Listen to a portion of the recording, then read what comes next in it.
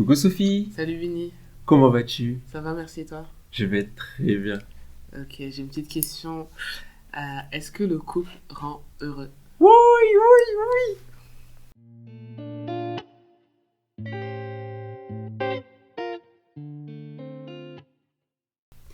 Déjà que je dis tout le temps que le mariage c'est dur, les gens ils vont pas me comprendre.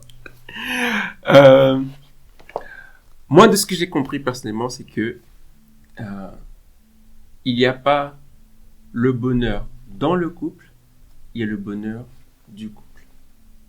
Ok.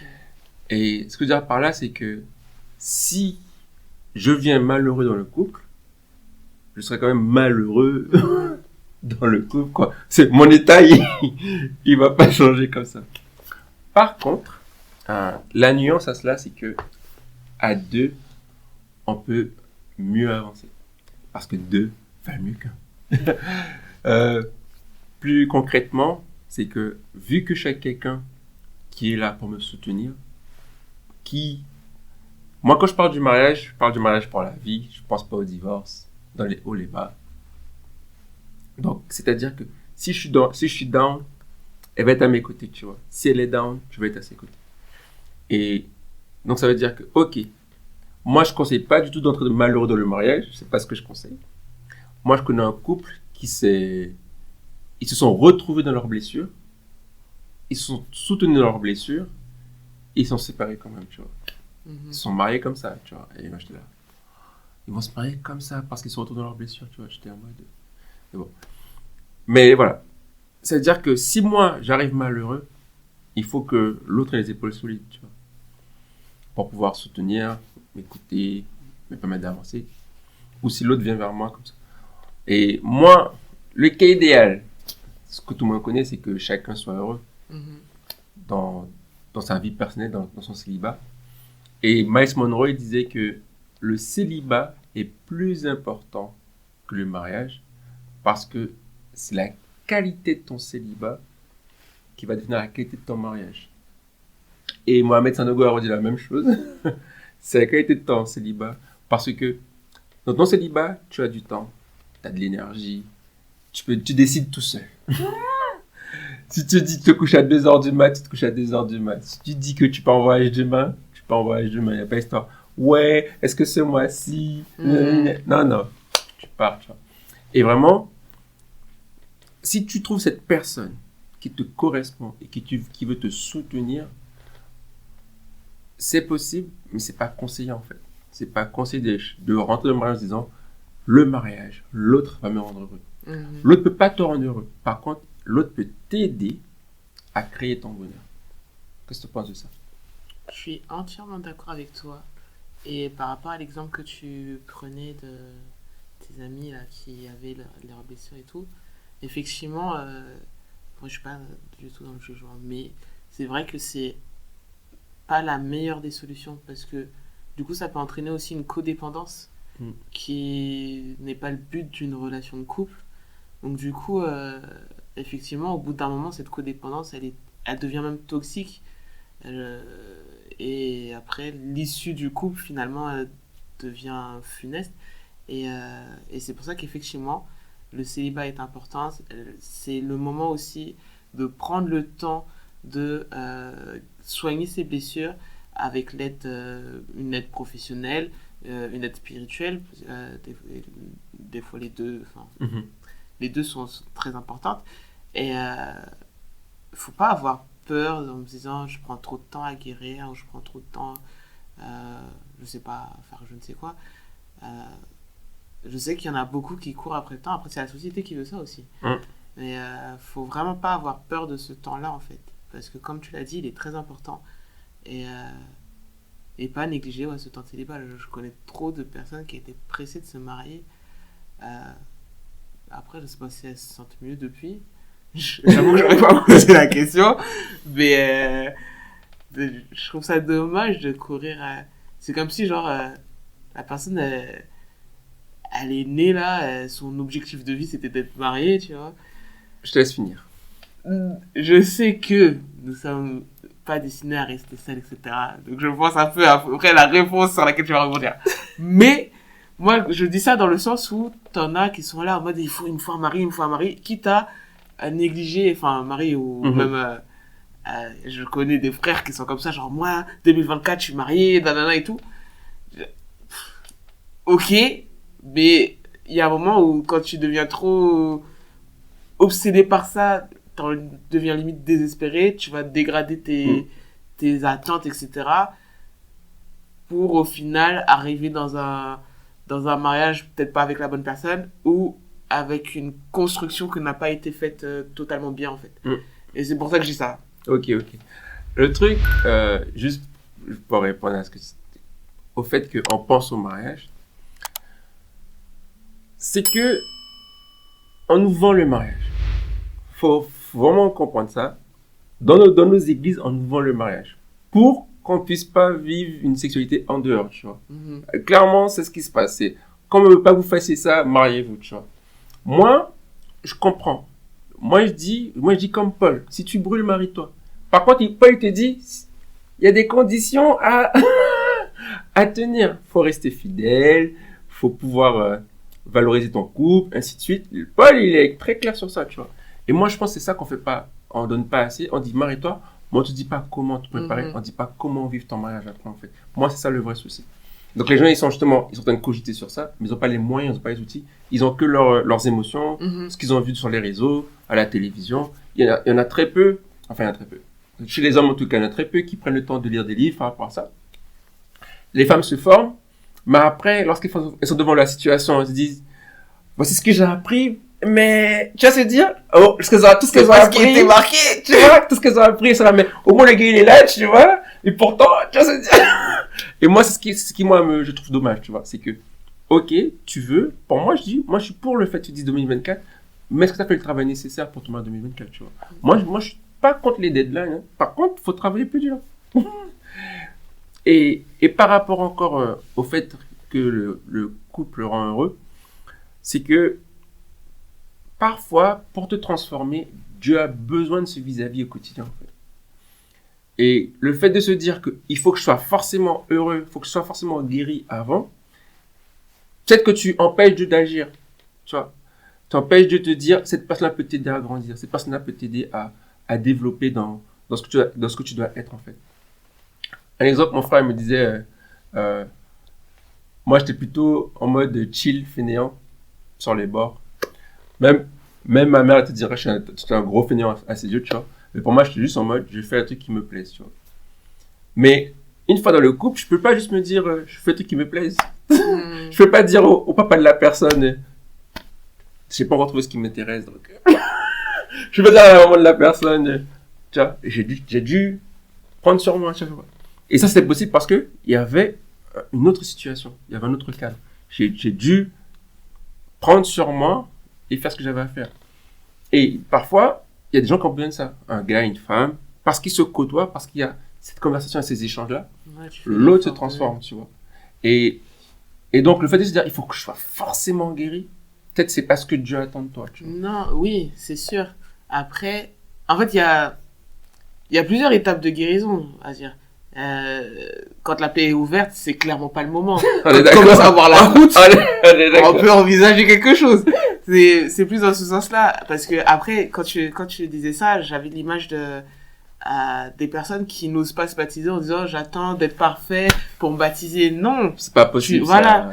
Donc effectivement, s'il y a une personne qui est devant toi où tu vois clairement que la personne est pour toi, tu peux pas dire attends, je suis pas totalement guéri, là je suis à 75%, quand je suis à 100 on revient. Non, c'est sûr qu'il y a des moments où de toute façon, à partir du moment où tu es ta relation avec Dieu et tu entretiens une bonne relation avec Dieu, toi-même tu ressentiras une certaine paix quand tu seras en face de la personne qui t'est destinée. Donc du coup tu vas pas commencer à se dire ouais mais je suis pas totalement guéri, peut-être que si j'attends là, peut-être que machin. Mais tu sais, quand tu dis tout ça, moi j'ai pensé aux familles afro qui refusent de marier leurs enfants qui font des études, tu vois. C'est vrai. Tu vois, ça, moi, ça fait penser à ça. Parce que je suis étudiant, j'ai pas le droit. Alors que si en tant qu'étudiant, on décide de galérer ensemble, c'est notre choix. Mais les familles afro, voilà, non, d'abord trouve un boulot, et ceci et cela, tu vois. Mais après, je pense que c'est même, enfin, C'est plus de l'inquiétude par rapport à leurs enfants, en mode j'ai pas envie qu'ils souffrent parce que eux-mêmes aussi ils ont galéré, ils ont pas envie que leurs enfants subissent les mêmes galères. Donc du coup, Mais, ils ont pas le tact de d'autres communautés pour te dire tout ça. mais qui je dit pense que- marié, dit pas quitter les études. Oui, mais dis que tu vas quand même un peu galérer parce qu'être étudiant, rares sont les étudiants qui sont là en mode vie d'aloca, ils vivent leur meilleure vie, etc. Il y en a qui souffrent, il y en a beaucoup qui Non, souffrent. regarde un truc. La plupart des étudiants aujourd'hui, qui sont de milieux démunis, ils ont des bourses. Oui. Regarde un Mais- truc. Moi, si le couple il décide de vivre sur sa bourse, Oui, non, mais c'est leur choix. et c'est ça. Mais je peux Mais les pas parents sont en reprocher- mode, Mais je peux pas reprocher aux parents de s'inquiéter pour leurs enfants, de se dire ils n'ont qu'une bourse, ça va être très difficile pour eux, je veux pas que mon enfant souffre en fait. Le- C'est dans ce sens-là, c'est juste qu'ils n'ont pas le tact, le truc, la c'est que- façon de le dire, mais c'est pas de l'inquiétude, ils mettent le veto. C'est un mais non. parce qu'ils n'ont pas la façon de dire comme les autres communautés. Donc Ok. pour eux c'est non. Ok. Mais après, il y en a plein, je connais des enfants, pas des enfants, mais des jeunes afro-caribéens, ils se sont mariés étudiants. Même si les darons, ils ont dit non, ils ont quand même fait leurs affaires. Après, les parents, ils ont accepté. C'est juste que, c'est pas la manière des darons africains, enfin, afro-antillais, en tout cas, moi, je suis pas chaud, donc c'est non. Il y a pas de discussion, machin. C'est ça, y a pas de Mais c'est leur mode de fonctionnement. Mais dans l'idée, moi je comprends pourquoi ils sont comme ça. En tout cas, pour la parenthèse, on a fermé. Mais pour revenir au bonheur, as-tu une définition, une compréhension du bonheur? J'avoue que je pense pas avoir la définition du bonheur. Mais pour toi, c'est quoi le bonheur à tes yeux? C'est avoir une certaine paix, sérénité. Je sais que c'est des choses différentes, mais en tout cas, le bonheur apporte la paix pour Mhm. moi. Donc, certaine plénitude, ça fait très yoga ça. Mais C'est pas parce que c'est un mot beaucoup qu'ils plus. utilisent que c'est le yoga. c'est vrai. Mais Ok. ouais, non, Moi, de ce que j'ai compris personnellement, c'est que justement, on associe beaucoup de notions au bonheur. Alors que, par exemple, le bonheur dans la Bible, quand tu vois le mot bonheur, littéralement, le vrai mot, c'est la bénédiction. ok. Tu vois. Donc, le bonheur, comme on le comprend dans notre société actuelle, c'est pas le bonheur dans la Bible. Par exemple, quand il est écrit que celui qui trouve une femme trouve le bonheur, il trouve, et c'est écrit juste après, il trouve une faveur, une grâce qui lui a été donnée en fait. Tu vois. Et le bonheur actuellement, comment je le comprends, c'est pouvoir exprimer son plein potentiel. Ou dit autrement, c'est pouvoir être pleinement soi. Mhm. Et comment je dis ça, c'est que quand tu prends un vêtement, tu trouves qu'il exprime quelque chose de toi. Quand tu vas en vacances, tu veux découvrir des choses qui te correspondent. Ton cercle d'amis, tu veux être avec des gens qui ne te jugent pas, qui acceptent qui tu es, et ainsi de suite en fait. C'est toujours par rapport à soi finalement. Et quand tu exprimes ton plein potentiel, c'est parce que le fait d'être toi bénit autrui. Le fait d'être toi permet à d'autres d'exprimer qui ils sont. Moi, ce que j'aime dire, c'est par exemple quand tu vois quelqu'un comme Michael Jordan, qui a réussi à exprimer une grande part de son potentiel dans le basket, tout a grandi à cause de ses performances. Avant Jordan, la NBA, c'était même pas diffusé à la télé. Ok. Le gars, je vais bien dire la chose, il y a eu Magic et Bird qui ont remis la NBA à la télé, et Jordan a permis à ce que la NBA devienne un produit américain, un produit mondial, tu vois. À cause juste de ses performances. Les gens étaient prêts à s'installer devant la télévision pour regarder ce gars-là jouer, tu vois. Juste parce qu'il était à fond dans ce qu'il faisait, tu vois. Ou encore quand tu vois quelqu'un comme... moi, j'aime beaucoup les mangas. Mhm. Un manga qui domine tout actuellement s'appelle One Piece. Le manga a 25 ans. Ça fait 25 ans qu'il fait partie du top 3 mondial. Ok. En termes de vente, en termes de 25 ans. Et parce que ce gars-là a écrit ce manga-là, il y a des parcs d'attractions au Japon. Il y en a dans d'autres pays aussi. Il y a des restaurants. Il y a des figurines, il y a des films qui sont faits à partir de ça. Juste parce que le gars, il a développé son plein potentiel dans son manga, tu vois. Et donc, c'est comme ça que moi je vois le bonheur, c'est de pouvoir exprimer mon plein potentiel.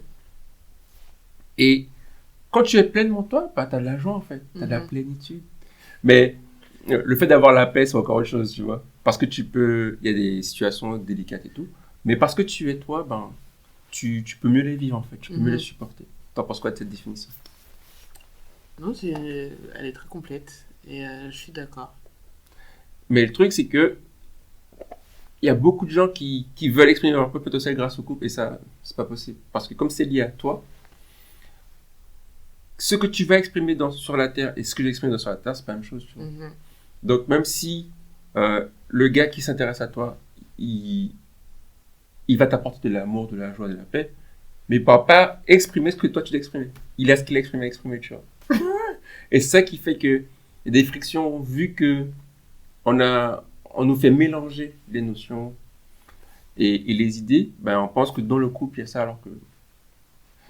Et c'est aussi pour ça que le développement personnel a pris autant d'ampleur, tu vois. C'est soit la meilleure version de toi-même, soit la plus belle version de toi-même, ainsi de suite. C'est juste pouvoir exprimer ce qui est à l'intérieur de toi, en fait, tu vois.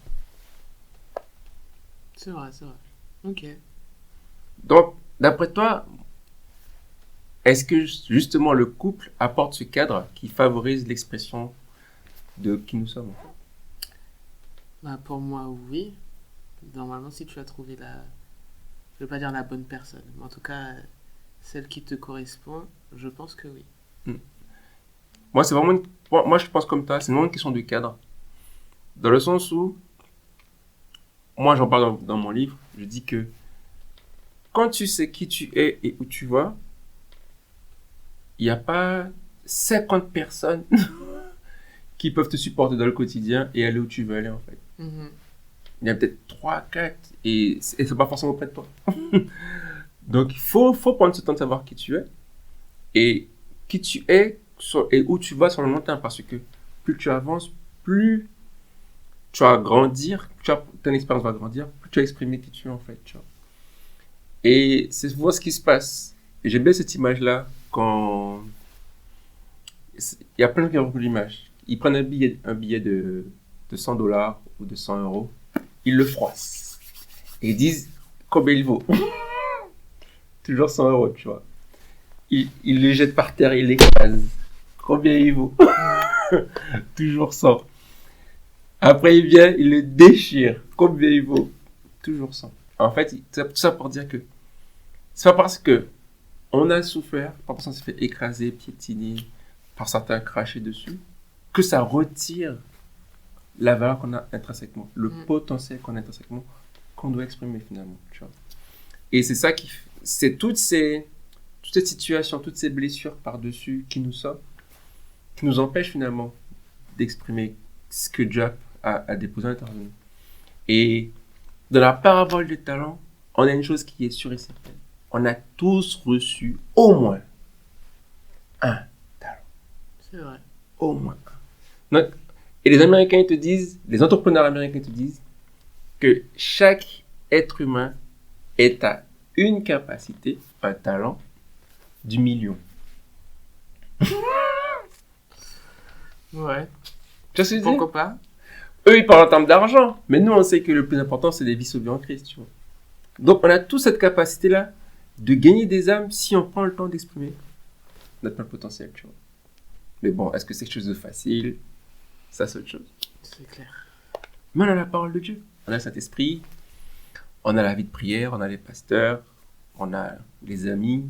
On a les situations de la vie qui sont là justement pour nous aider à exprimer ce potentiel. J'aime bien cette image-là encore. Un pasteur qui disait, quand tu écrases une banane, qu'est-ce qui en sort? Un purée de banane. T'as vu? De la banane.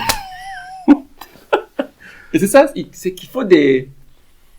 Si t'es sous pression, eh ben, exprime qui tu es en fait. Ne te laisse pas enfermer. Laisse la purée de banane, laisse ce qui doit sortir, tu vois. C'est vrai, c'est vrai. T'en penses quoi? T'en penses quoi? Mais écoute, exprimons la purée de banane. Mais ça t'est déjà arrivé de te dire, dans une situation difficile, qu'est-ce que je devrais faire? En mode, j'ai envie de faire ça, de le faire. Oui, oui. Je suis très impulsif, donc oui. Mais tu vois, à la fin, ça t'a servi. Ça m'a fait du bien en tout cas. Et c'est ça. Mais dans le sens où, est-ce que justement la situation difficile est terminée grâce à ça, en fait, tu vois. C'est autre chose. Non, mais je fais À résulter, je laisse analyser. je fais pas forcément bien les choses, mais dans l'idée, je comprends. Le truc, quand je parle de ça, c'est surtout que on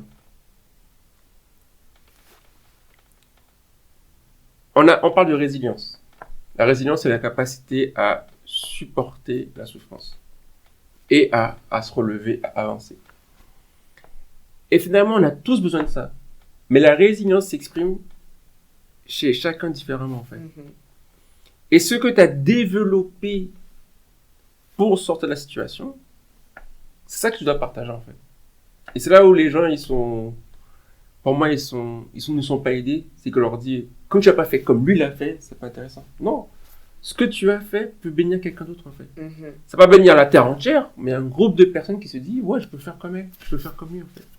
Et moi, je pense que c'est pour ça que Dieu aussi veut qu'on témoigne. Témoigne de ce que tu as vécu avec Dieu, témoigne de ce qu'il t'a donné, de ce que tu as envie de traverser, tu vois. Parce que quand tu témoignes, tu peux même de se dire, c'est possible pour moi, en fait. Tu vois. Et moi, je pense que c'est ça. On ne témoigne pas forcément suffisamment. C'est vrai. Non, c'est vrai. Après, je pense que... En tout cas, moi, ça a été mon cas, c'est parce que par rapport au regard des gens, parce qu'on va dire ce qui est, on a beau être en Christ, il y a toujours des gens, visiblement, après Dieu, c'est eux. Et du coup, ils vont se permettre de dire, ah ouais, c'est chaud, elle est passée par là. Ah ouais, moi, j'aurais pas fait ça. Alors que tu ne le sais pas, parce que ça se trouve, tu n'as pas traversé cette situation. Et il y en a beaucoup qui vont être dans le jugement, et des fois, tu n'as juste pas envie d'être... T'as déjà traversé tout ton lot de souffrance. C'est pour que quand tu viens raconter ton truc, les gens viennent... Flemme. Et je pense que il y a beaucoup de personnes aux églises comme ça. Malheureusement, il y a toujours un petit quota. Dans chaque église, je pense qu'il y a un petit quota. De toute façon, il y a de tout dans les églises. Donc, je pense qu'il y a toujours un petit pourcentage.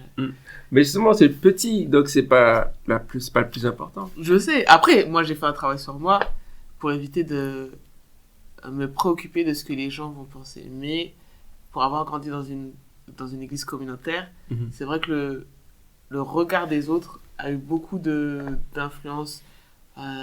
Quand tes parents vont dire non, faut pas faire ça parce que sinon ils vont dire que c'est fatigant. Mais quand tu me dis tout ça, ça me fait penser à des youtubeurs qui expliquent comment ils perçoivent les commentaires. Il y a genre 1000 commentaires. Et sur les 1000, il y en a 4 négatifs, tu vois. Tous les autres, il y a 990, il y a 96 commentaires positifs. Il y en a 4 négatifs. Le gars, il va cogiter sur les 4 négatifs. Il va être en mode... Mais c'est l'humain qui est comme ça. Tu vas voir que le négatif parce que c'est ce qui... Déjà, c'est ce qui fait le plus mal. Même si, comme il y a souvent des trucs comme ça où on te dit, oui, t'auras beau faire plein de choses pour ton ami, la seule fois où t'auras pas fait quelque chose, elle va pointer ça. En fait, c'est le propre de l'humain qui est comme ça. Et malheureusement, on a tendance à rester fixé sur ce qui est négatif, etc. Et ça nous freine sur pas mal de choses. Grave. Et moi, je pense que... Enfin, je ne fais pas de ce cas-là une généralité, mais je sais que certains vont être freinés par rapport à ça. En se disant, ben... Je pense que c'est peut-être parce qu'ils sont toujours dans cette culpabilité, finalement. Parce que tu as peur qu'on te pointe encore du doigt pour te dire, voilà, t'es passé par là, t'es un mauvais croyant, t'es un machin, tu vois. Oh. Moi, Ok. En fait, je vois ce que tu dis. Je comprends vraiment ce que tu dis. J'admets que j'ai une facilité à ne pas écouter ce qu'on dit de moi. Donc, c'est simple pour moi de parler tout le temps. Et j'arrive pas, je comprends ce que tu dis, parce qu'on s'attache aux choses négatives finalement. Ok. Donc, on est d'accord que le couple ne rend pas heureux, mais que dedans, on peut aider à créer ce bonheur. Mhm. Moi, la définition du bonheur que j'ai, c'est exprimer son plein potentiel. Tu es d'accord avec moi sur ce Tout point-là? à fait. Et donc maintenant, c'est est-ce que on peut justement aider les gens à comprendre ce point-là en fait, que avec le couple, on n'a pas être à 100% génial, 100% heureux, 100% guéri, 100% parfait pour pouvoir créer un couple. Donc, est-ce que d'abord, comment on peut partager ça? Ben, je pars du principe où déjà en tant qu'humain, on n'est pas parfait, il n'y a que Dieu qui est parfait. Donc du coup, tu ne peux pas aspirer à être parfait pour pouvoir t'engager dans la vie de couple et se mettre la pression pour dire il faut que je sois absolument parfait pour ma femme, il faut absolument que je sois parfaite pour mon mari. C'est se mettre... Le mariage, c'est toute une vie, c'est fatigant de se mettre la pression comme ça tout au long de ton existence. C'est comme si c'était une condamnation finalement, parce que c'est... Et puis c'est tenir un rôle finalement, parce que tu ne pourras pas être parfait. Tu as tes défauts, et comme tu l'as dit, si la personne est avec toi, c'est qu'elle a accepté tes défauts.